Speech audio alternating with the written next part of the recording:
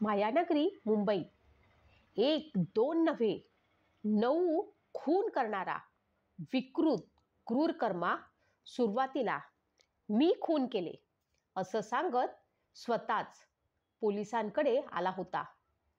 पण मनोरुग्ण असल्याचं समजून त्याला पोलिसांनी सोडून दिलं. पुढच्या काही वर्षात मुंबईच नव्हे तर देशातला सर्वात भयंकर सिरियल किलर ठरलेल्या त्याच रमण राघवनं 40 लोकांचा जीव घेतला. कुठल्याही आधुनिक हत्याराशिवाय अगदी आदिम पण क्रूर पद्धतीने डोक्यात दगड घालून किंवा लोखंडी आकड्यानं आघात करत निरपराध गरीब लोकांची त्यानं अक्षरशः डोकी फोडली. कुठल्याही अतिरंजित काल्पनिक सिनेमातल्या खलनायकापेक्षाही निर्दयी, अमानुष आणि अतार्किक अशा रमण राघवनं अनेक माहितीपट, चित्रपट, वेब सिरीज, नाटकांना विषय दिले. आपल्याला देवानेच हे काम करायला सांगितलं असल्याचं या सिरियल किलरने पोलिसांना सांगितलं.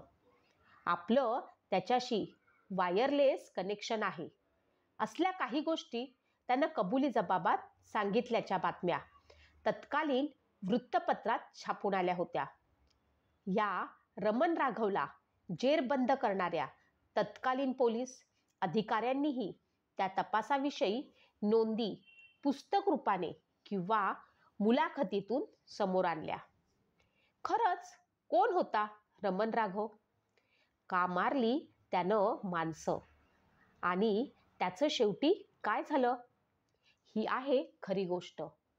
मायानगरीत दाटला होता भीतीचा अंधार. 60च्या दशकातली मुंबई तुम्ही जुन्या चित्रपटांमधून पाहिली असेलच. आजच्या एवढा गजबजाट नसला तरी तेव्हाची मुंबई म्हणजे जरा बचके. जगायला शिकवणारी गर्दीची मेगासिटी होती. या मुंबापुरीच्या आकर्षणानं देशभरातून लोक इथे यायचे आणि महागड्या मायानगरीत जागा मिळेल तसे दाटीवाटीनं राहायचे. कधी फुटपाथवरही पथारी पसरायचे. फुटपाथवर आणि छोट्या झोपड्यांमध्ये राहणाऱ्या अनेक लोकांचे जीव 1965-66च्या काळात टांगणीला लागले होते. कोणी अनामिक, अज्ञात रात्रीच्या अंधारात उघड्यावर झोपलेल्या माणसांवर हल्ले करत होता. त्यावेळच्या GIP लाईनवर म्हणजेच आत्ताच्या पूर्व उपनगरातल्या सेंट्रल रेल्वेच्या आसपास राहणाऱ्या 19 जणांवर त्यावेळी असा जीवघेणा हल्ला झाला. त्यातले 9 जण जागीच दगावले होते. काहीतरी किडूक मिडूक चोरण्यासाठी ज्या पाशवी पद्धतीने माणसांची कत्तल झाली ते पाहता हे काम कोणा विकृत माणसाचं असावं अशी पोलिसांनाही शंका होतीच. पण बचावलेल्या लोकांपैकी एकानंही हल्लेखोराला पाहिलं नव्हतं. त्यामुळे गुन्हेगारापर्यंत पोचणं अवघड होतं. रेकॉर्डवर गुन्हेगाराची चौकशी सुरू झाली. संपूर्ण परिसरात रात्रीची गस्त सुरू झाली. त्यावेळी रमण राघव असं नाव सांगणारा इसम पोलिसांच्या तावडीत आलेला होता. पण कुठलाच पुरावा नसल्यानं त्याला सोडून दिलं गेलं. त्याला मुंबई बाहेर तडीपार केलं गेलं. 2 वर्षानंतर हाच रमण राघव उर्फ सिंधी दलवाई उर्फ तंबी उर्फ अण्णा उर्फ वेलुस्वामी आणि अशा अनेक नावांनी ओळखल्या जाणाऱ्या नराधम मायानगरीत परतला आणि अनेक निरपराध गरिबांचा त्यानं हकनाक बळी घेतला. 1968च्या मध्यात पुन्हा एकदा मुंबईच्या रस्त्यावर तशाच पद्धतीचं कांड झालं. रस्त्यावर झोपलेल्या निरपराधांच्या डोक्यात जड अवजारानं आघात करत खून केले गेले. पोलीस रेकॉर्डवर रमण राघव उर्फ सिंधी दलवाईनं 24 खून केले असं असलं तरी प्रत्यक्षात हा आकडा मोठा असावा असं मानलं जातं. त्यावेळी नव्याने पद मिळालेले तरुण पोलीस अधिकारी रमाकांत कुलकर्णी यांनी या केसकडे लक्ष द्यायला सुरुवात केली. हेच रमाकांत कुलकर्णी पुढे महाराष्ट्र पोलीस महासंचालक पदावरनं निवृत्त झाले. गुन्हेगारांच्या तपासाची त्यांची पद्धत त्यावेळी खूप गाजली होती. शेरलॉक होम्सची उपमा त्यांना दिली जायची. निवृत्त झाल्यानंतर त्यांनी footprints on the sand of crime नावानं लिहिलेल्या पुस्तकात आव्हानात्मक केसेसची माहिती आणि अनुभव नोंदवले आहेत. त्यात सिरियल किलर नावाच्या प्रकरणात त्यांनी रमण राघवला कसं पकडलं आणि त्याच्या विरुद्धच्या खटल्याविषयीच्या विस्तारानं लिहिलं आहे. बॉलिवूड चित्रपट आणि तत्सम मजकुरावर पोचलेल्या पिढीला पोलिसांनी गुन्हेगाराला पकडलं की प्रकरण संपलं असं वाटतं. पण पोलिसांसाठी तिथे ते सुरू होतं. भारतीय न्यायव्यवस्थेत आरोपीनं पोलिसांसमोर दिलेला कबुली जबाब ग्राह्य धरला जात नाही. मॅजिस्ट्रेटसमोर त्याला कबुली द्यावी लागते आणि पोलिसांनाही न्यायालयातच वेगळे पुरावे सादर करावेच लागतात. तरच त्यांच्यावरचा गुन्हा सिद्ध होऊ शकतो. रमाकांत कुलकर्णी या तरुण तडफदार अधिकाऱ्यानं मुंबई पोलिसांकडच्या जुन्या नोंदी तपासल्या. तेव्हा 2 वर्षांपूर्वी झालेल्या रस्त्यावरच्या हत्याकांड प्रकरणी एकाला चौकशीसाठी ताब्यात घेतल्याची बाब त्यांच्या लक्षात आली. तो रमण राघवच यावेळी सुद्धा गुन्हेगार असू शकतो अशी शंका त्यांना आली आणि त्यांनी तपासाचे धागेदोरे त्या दृष्टीनं जोडायला सुरुवात केली. रमण राघव अनेक नावांनी ओळखला जायचा. त्याला तडीपार केल्यानंतरचं त्याचं रेकॉर्ड पोलिसांकडे नव्हतं. रस्त्यावरचे आयुष्य असणारा भुरटा गुन्हेगार असल्याची नोंद असल्यानं त्याच्या राहण्याच्या ठिकाणाचा एक पत्ता असण्याची शक्यता नव्हती. कुण्या पोलिसी खबऱ्याकडनं त्याची काहीच माहिती हाती लागत नव्हती.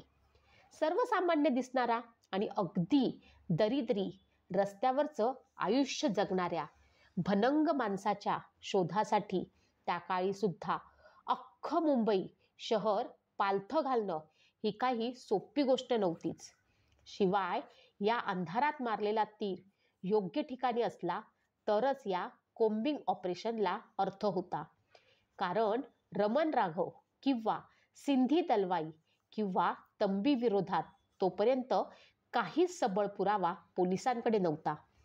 रमाकांत कुलकर्णी यांच्या पुस्तकातल्या नोंदीनुसार तत्कालीन पोलीस उपनिरीक्षक ॲलेक्स फियाल्लो या तरुण पोलिसांच्या सतर्कतेमुळे रमण राघवला जेरबंद करण्यात यश आलं.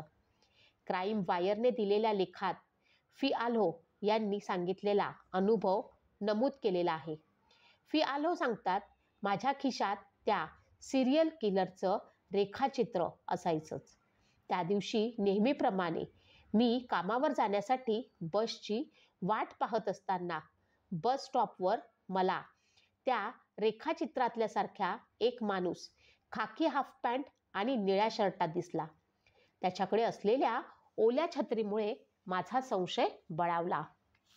कारण त्यावेळी मी होतो त्या दक्षिण मुंबईच्या परिसरात अजिबात पाऊस नव्हता. त्याला त्या संदर्भात हटकलं तर तो आपण मालाडहून आल्याचं म्हणाला. मुंबईच्या याच भागात 2 दिवसापूर्वी चौघांचा खून झाला होता.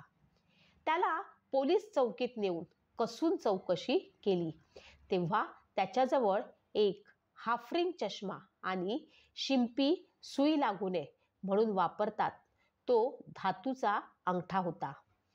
मालाड हत्याकांडात एका टेलरचाही खून झाला होता आणि त्याचीच ती वस्तू होती. 27 ऑगस्ट 1968ला रमण राघवला अटक करण्यात आली.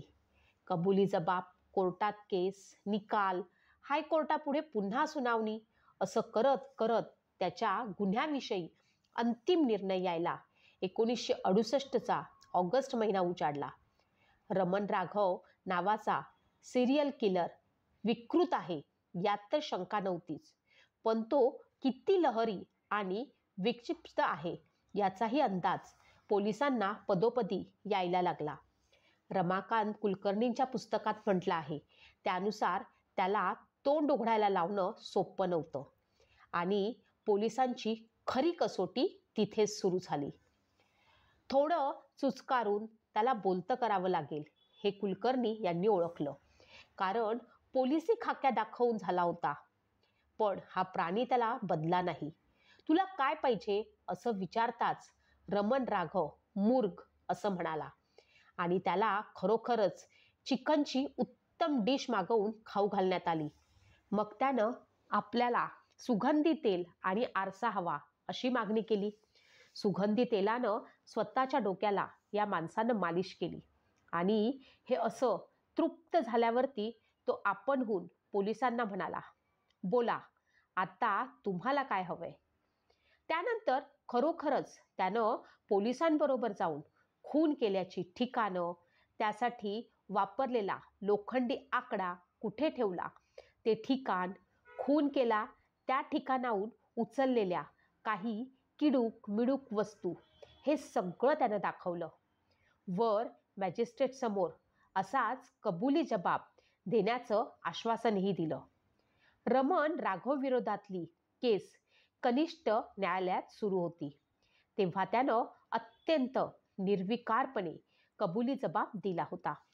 त्याची मनस्थिती विचलित असल्याचं दिसत नसल्यानं न्यायालयानं नोंदवलं आणि त्याला फाशीची शिक्षा सुनावली.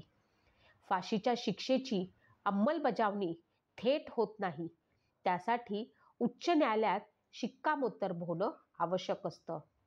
त्यानुसार सिरियल किलरच्या फाशीची ही केस हायकोर्टात उभी राहिली. रमण राघव मनोरुग्ण आहे का? गुन्हा करताना त्याची मानसिक स्थिती ढासळलेली होती का? याचा शोध घेण्यासाठी हायकोर्टाच्या आदेशानुसार मनोविकार तज्ज्ञांचे पॅनल नेमलं गेलं. रमण राघव सांगतो की त्याला कायदा पाळावाच लागला. ही माणसे मारण्याचे त्याला वरूनच आदेश होते, असं काही तो बरळतो.